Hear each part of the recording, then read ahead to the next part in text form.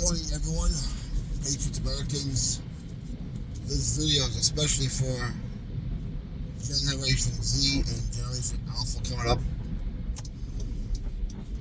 I mean, it obviously applies to everyone, but definitely Generation Z and Generation Alpha. And this is for you guys that want to get married or plan to get married or found someone you really love. You guys need, first of all, to pay all your debts. If they are paid up already, learn to fly on one engine. Now, what do I mean? Even if both of you have two incomes, learn how to survive on one.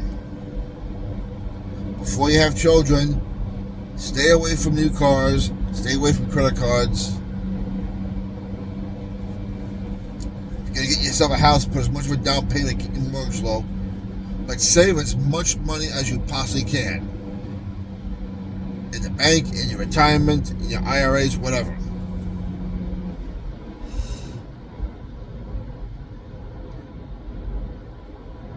Because God forbid should anything happen to one of you.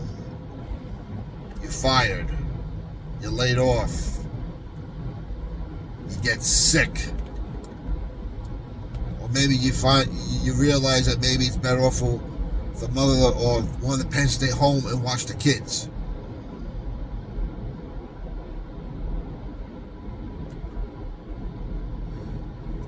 Budget like you have one income, live like you have one income, and learn to fly on one engine just in case anything goes wrong with you guys. Just because you're young does not mean you can't get sick. Just because you're young does not mean you can't get into a car accident, be mangled up pretty bad. Or maybe one of your parents gets sick and you need to be a caretaker for a while. Don't just assume life is going to be fair, because it's not. Quick story with me, before I married my wife, I told her we're going to live like we're on one income. We're going to budget like we're on one income. This way we can survive on one engine if we had to. Unfortunately, my prophecy came true for me. Wife got sick a year later into our marriage, and we spent, long story short, two long years to find out what she had. Now, she's fine, but that was two years I pretty much had to support the family and end up doing the rest of our career and marriage, which is fine. It didn't bother me. The good thing about her being home was she's able to take care of our daughter.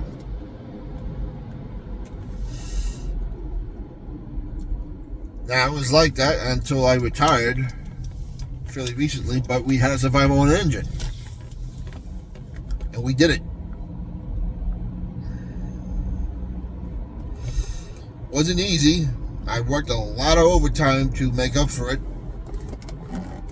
But I can tell you it was well worth it.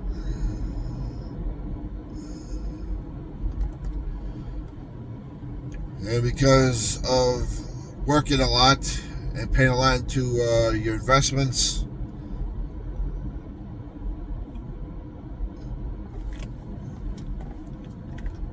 we're debt free pretty much. Yeah, we are debt free. We just got living expenses, and I'm able to be home now for my daughter as well as my wife. And my wife was able to go back to work after I retired for a little while. Well, not full time, but she went back, doing a few things here and there. But it was good for her to get out of the house, especially after going through the whole Charlie 19 thing, where everyone was under house arrest. So when you plan wisely, you can prepare for the worst.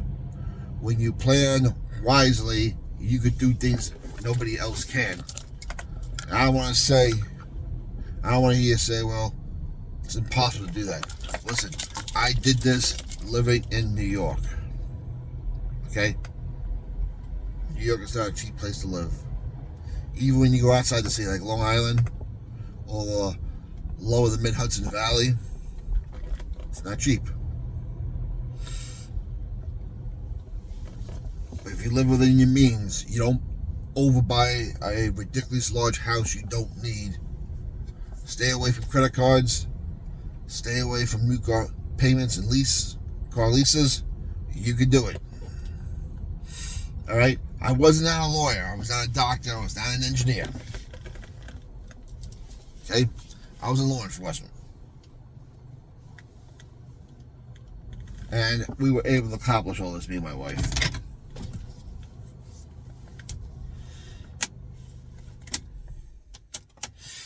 So, learn to fly on one engine. I know right now Gen Z, they call Gen Z the very lonely generation. A lot of people are feeling more lonely than ever because people feel like they don't have enough money to do anything. They can't pay anything. Whatever you have to do, even if you got to live at home for quite a few years, pay off all those bills. Save a lot of money, save a lot for retirement. It is well worth it. And if you say, well, it's so expensive, listen, I have the same money you do. My $20, my Benjamin Franklin's and General Grants are worth the same as yours. But as they say,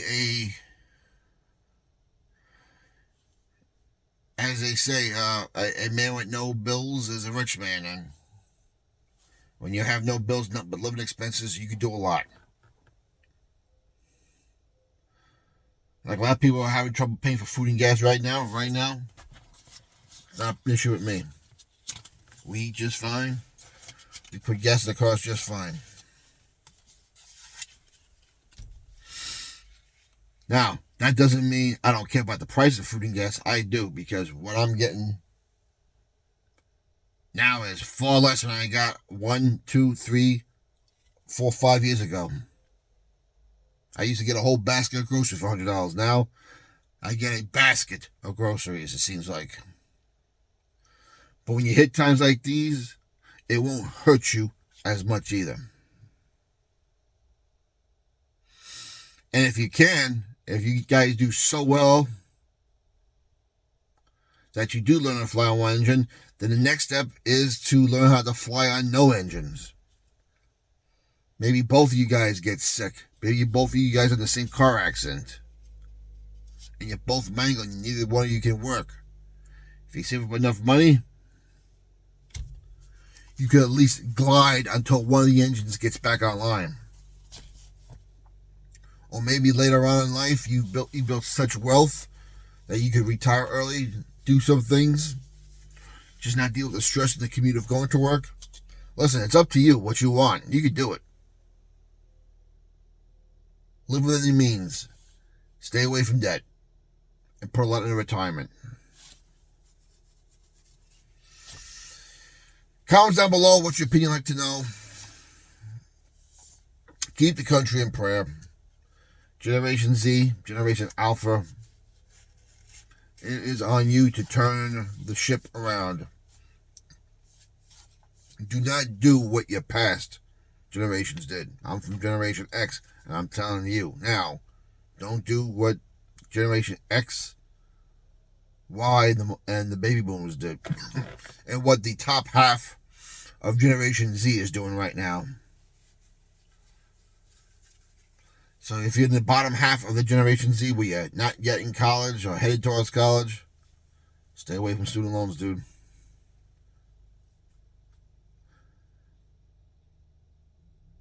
Anyway, talk to you later. Be blessed. Earn a lot. Save a lot.